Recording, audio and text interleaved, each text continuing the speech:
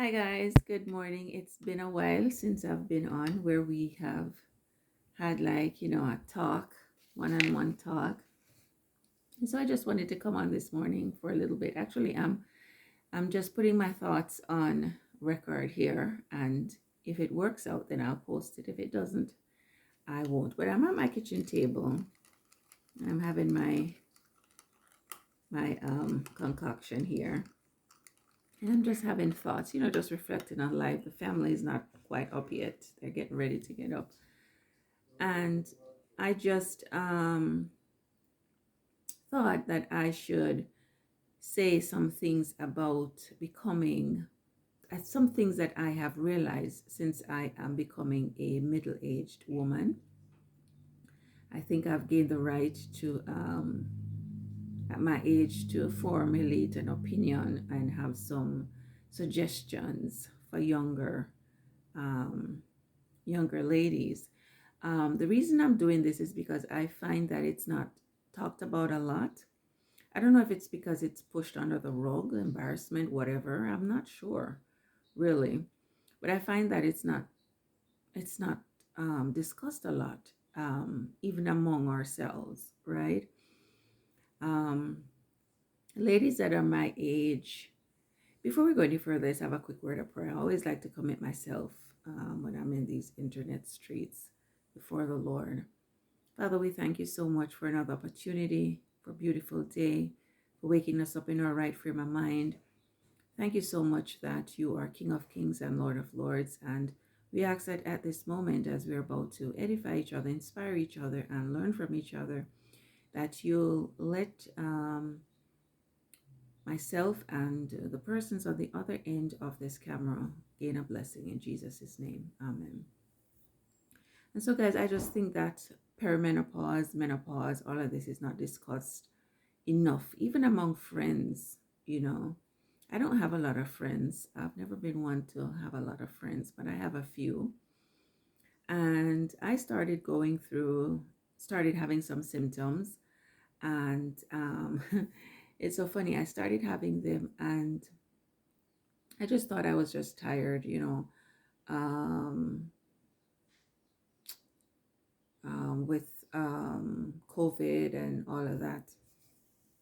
And so I eventually went to the doctor, and eventually, with a lot of tests to rule out this, that, and the other thing, we finally came up with um, having perimenopausal symptoms, right? And thank God they're not hot flashes and some of the horrible ones that I've seen, right?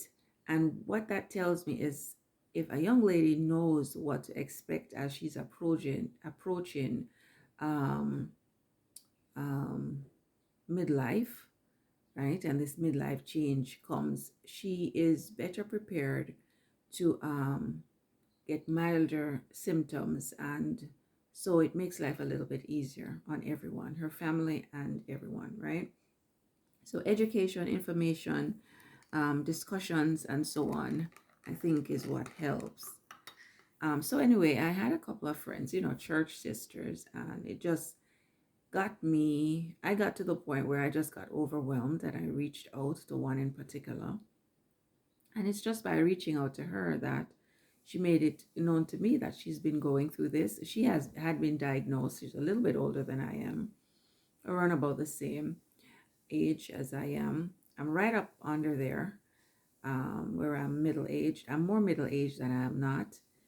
And yeah, it's just by me getting overwhelmed and reaching out to her, just not venting, but saying certain things to her, that she said that she's been going through this for a while. And, with education and diet and so on, she's been able to have milder symptoms.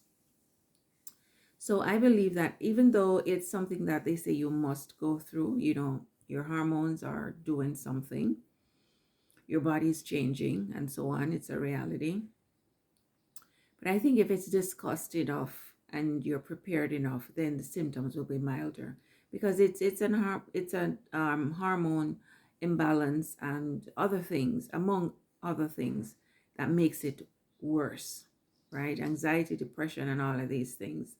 But if one's educated and kind of have an idea of what's happening, it lessens the anxiety, it lessens depression. And another thing also is this misguided information about depression and anxiety being like you're swinging from the fan or something, or like you're gone cuckoo.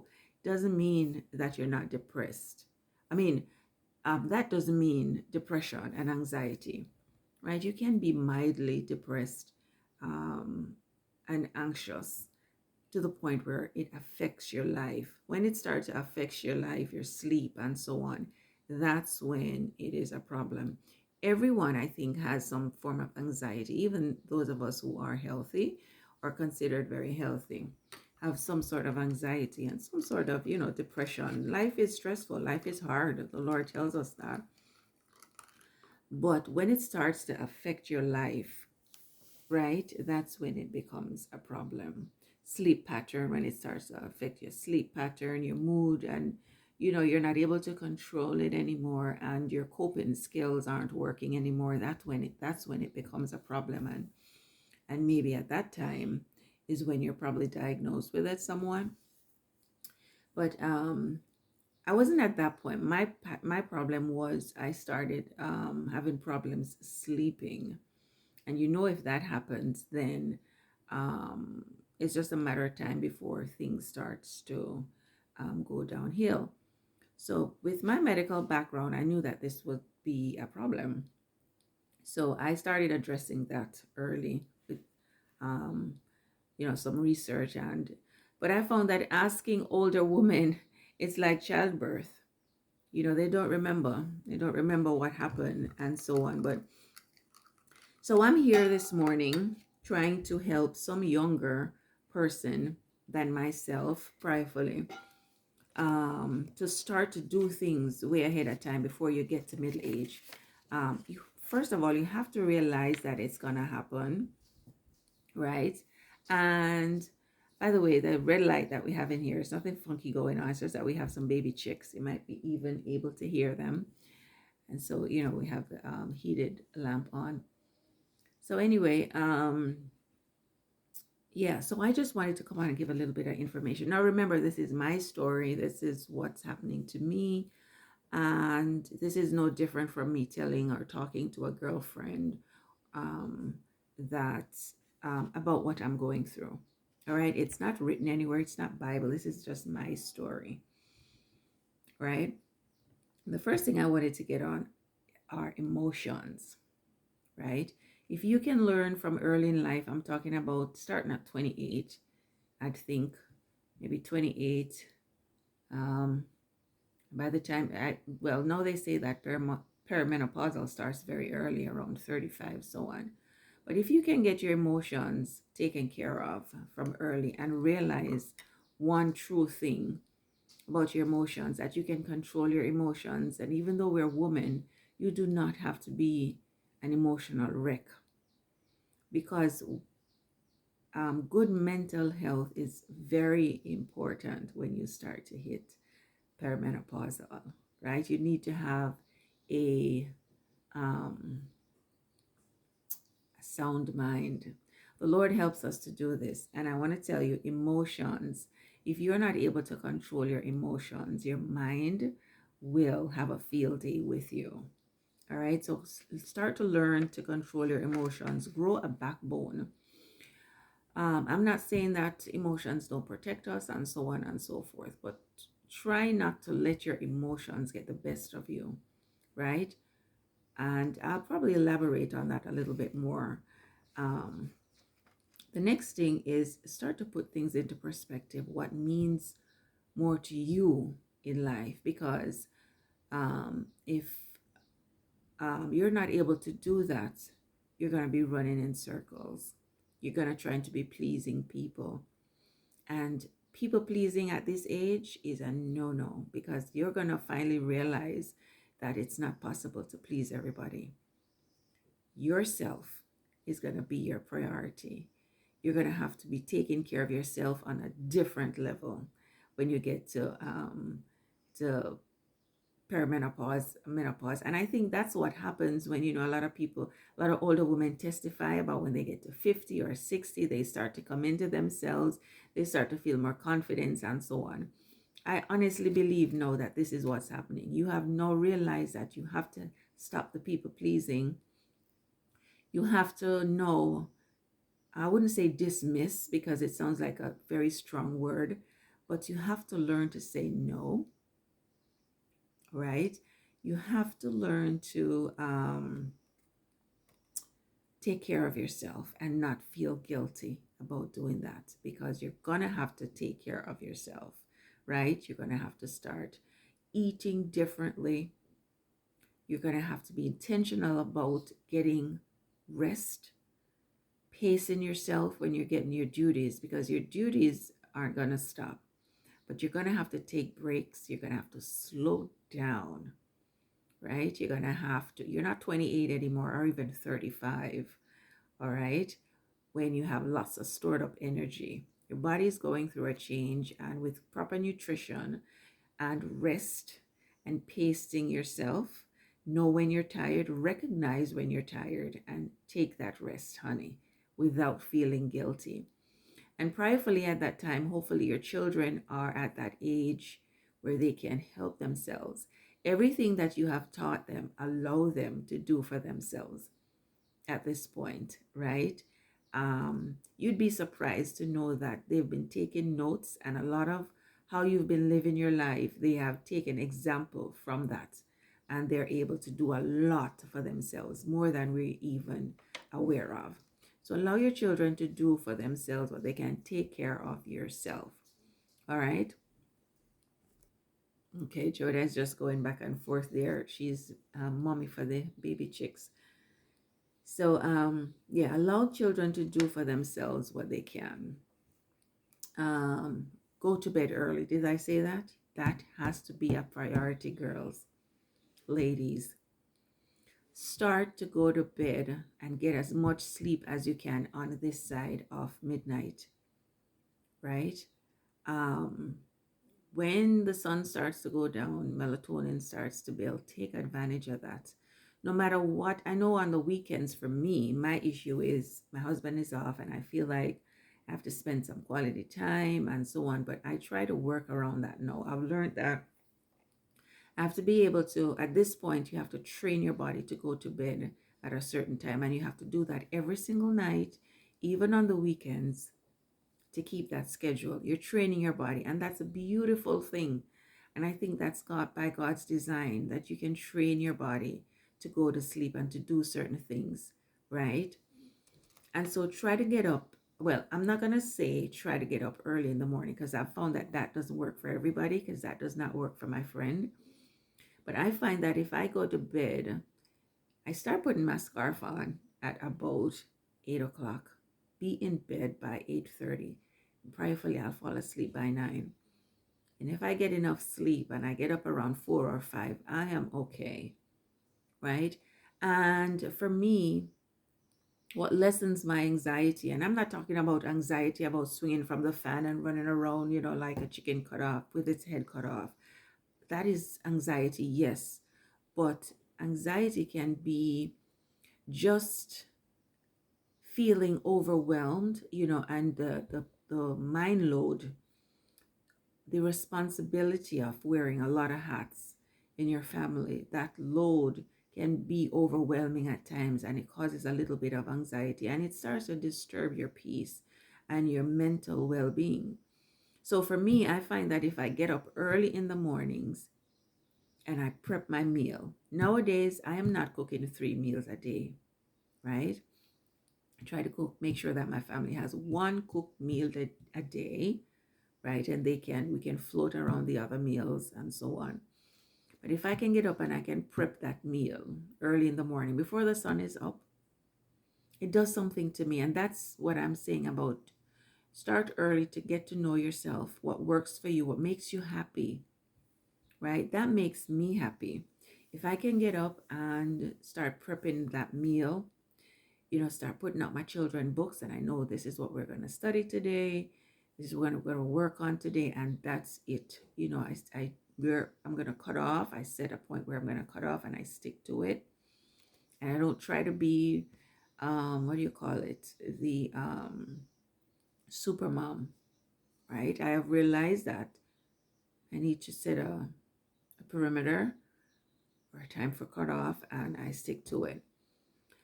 So if I prep my meal and I prep my day, my bathroom's clean, my kitchen's clean, you know, take care of the my plants on the outside. When that sun comes up, it gives me some reward. It does something to my reward center.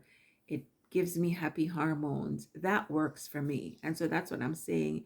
It's very important to find out from early what works for you, right?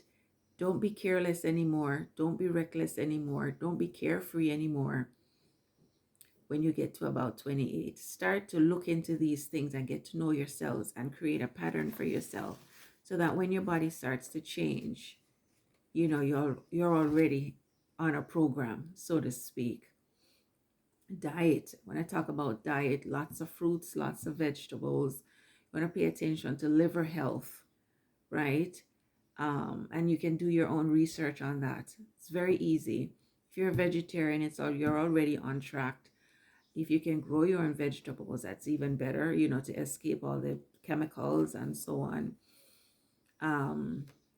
What works for me is when I get up in the mornings and I get some of my chores done, the chores that are very important to me. If I know that my bathroom is clean and my kitchen is clean and my floors are relatively clean, right? To me, my home is in a condition that I can tolerate and it won't cause me any anxiety.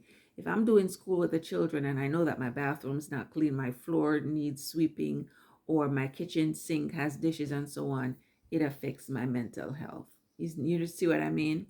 So for me, I get those things out of the way so I can just sail through my day. So what I like to do is I like to get up early in the morning. I have now convinced myself of the sleep issue. So I go to bed early and I do what I have to do to sleep. If you even need to take sleep aid, do it because that sleep is important. Your body heals each night from the stresses of the day before. So you need that sleep for more reasons than one. You know what I mean? So you need sleep. Don't think that you're superwoman and as we've been taught for years, to do things, to stay awake, you need that sleep for your body to repair, especially now. All right. If one can learn that one principle, I think it will make a big difference. Okay. All right. So I like to go to bed early, get up early, get my most important chores out of the way and prep for the day. And I like to have a warm cup of something. It can even be warm water, right? Like this morning, I had some ginger tea. And then the next thing I do about an hour later is I have my greens. For me, how that works is it makes me know that I'm doing something good for my health, for my body, for my gut, where everything starts from the gut. Healthy gut promotes so much more functions in the body and helps everything to stay in homeostasis. Um, and I get so excited when when I know I'm doing something for my body, and I'm having one right now. It takes some getting used to because it's just two ingredients. I don't have a lot of fruits and so on in there. I prefer to eat my fruits whole. Um, but I mean, I'm just giving an example. And believe it or not, my example just might work for someone else, but it probably won't work for another person. So I just think if we talk about it enough, that we'll be able to help each other and so on. So I'll definitely be coming on as often as I can to talk about this a lot more. But that works for me. And then I start my day. But when I know that I'm ahead of my day, that makes me feel so good. It gives me happy hormones. And the days that it don't happen, I find that I get a little bit anxious, a little bit nervy. And that's not good because it reflects on the children, on the hubby, right? When I'm happy, everybody is happy. You know what I mean? Another thing is that I cannot stress enough is putting things into perspective, guys. You need to learn to say no, right? You need to learn to realize your triggers. And especially as a Christian, working, knowing that what you do on this side of life is what prepares you for the other side of life. You know, when God sets up his kingdom, we all want to make it in, right? So it is important to factor in certain things. And one thing that I've learned to factor in is peace of mind. Um, Fellow man is always going to be a problem. You know, we struggle with our fellow man, we have issues with each other, but we have to learn to recognize our triggers, our personal triggers, the mayhem, the judgment, um, the negativity, the bad mind, the covetousness, the envying. We all know how to label these things, and I'm not pointing any finger at anyone, but let's face it, we face these things in life.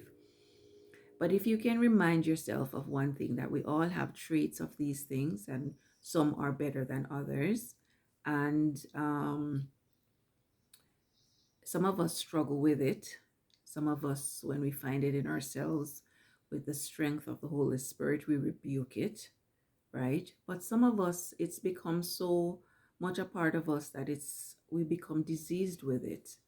And so, unfortunately, we don't recognize when we are doing these things to our fellow man. Excuse me. And so, us on the outside, or others, or some of us who are experiencing these bad traits in our fellow man, we need to be, I wouldn't say understanding, but you need to just tell it to the Lord and fall back and don't pay attention to them. Trust me on this one. Talking from experience. Don't try to evaluate things too much. Don't try to. After all, the Bible tells us that we wrestle not against flesh and blood, but against principalities and powers in high places. So the person has an issue, right? Your fellow man has an issue. Your brother, your sister has an issue. And we have to learn to put it into this um, perspective to learn to deal with it. Or else you're always going to be wondering, what did I do wrong? What did he do wrong? Why can't he be this? Why can't she be this? Why? You're going to drive yourself crazy. And at this point in your life, your body can't deal with all that stress. So you're going to have to learn to fall back, right? Leave it alone. You're going to have to learn to say, you know what? Oh, yeah. So like I was saying, it gives you, you need to be able to fall back, right? Not pay attention to certain things and just let it rest, right? Let it rest, because if you address certain things, it's gonna disturb your peace. More than likely, it's gonna disturb your peace. Take a close assessment of the situation and see what needs to be addressed. But if it doesn't need to address, if it's gonna be something like why and how come and this and so forth, evaluating the whole situation. People are gonna be people, and we're always gonna have to be struggling with these things. We're going to always experience these things, right? Envy is going to be around until the Lord changes us. So we're going to always experience these things. And hubby and I were talking about the other day how beautiful it's going to be when the Lord changes our heart and we are in his kingdom, experiencing our fellow man and fellow brother and fellow sister, right? For who they really are, with good traits and everything. The time is going to come, right? It's going to be a wonderful time when we can really trust each other wholly and solely, right? And as saints of Christ, we're looking forward to that time. I know we are. So just factor that in, and that will help you to fall back and just let time take care of things, so to speak. Time is a beautiful thing, and the Lord has given us that. So sometimes we need to just give people that space.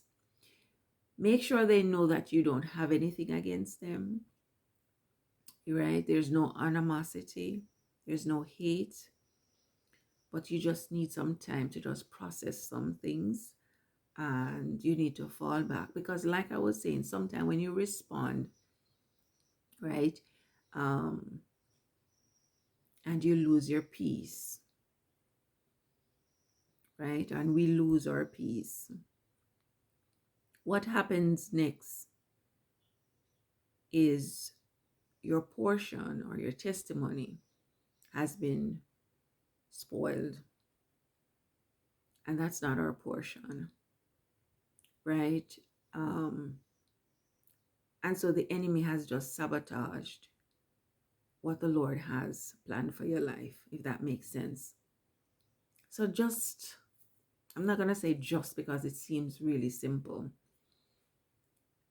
Factor in the fact that envy, bad mind, covetousness, wickedness is always going to be around, and it's going to be heightened as we come closer to the setting up of God's kingdom, right? And the enemy will allow us to be sensitive, super sensitive to these things, especially while we're menopausal. That's where I was going.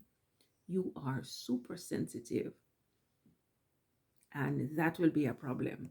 So if you can learn very early from 28 coming down 30, 35, and so on, to just put your emotions on the shelf somewhat, take it down sparingly, God will help us. And until the next video, I hope this was helpful for someone, encouraging for someone. And if someone even watches it 5 years from now, I hope it will help someone. But yeah, diet, in a nutshell, diet, lots of fruits and vegetables, water, sleep, train your body to sleep. Find out what makes you happy and take care of you. Do that, even around your chores. Find out what chores you need to get done, right? Like I was explaining earlier, that makes you happy, that makes you feel as if you're ahead, to keep anxiety on the back burner. Yeah, and allow the children at this time, if you're having children, you would have had children. Prayerfully, you would have been setting a good example for them, training them. Allow them to do what you've been training them to do. Children learn by example. So if you're at the age where you're just starting to have children, make sure that you are setting a good example, because that's how they really learn. And by the time you've gotten to where I'm at, or even older, they'll be able to pitch in and take care of themselves while you're taking care of you. And until the next video, guys, God bless. Bye.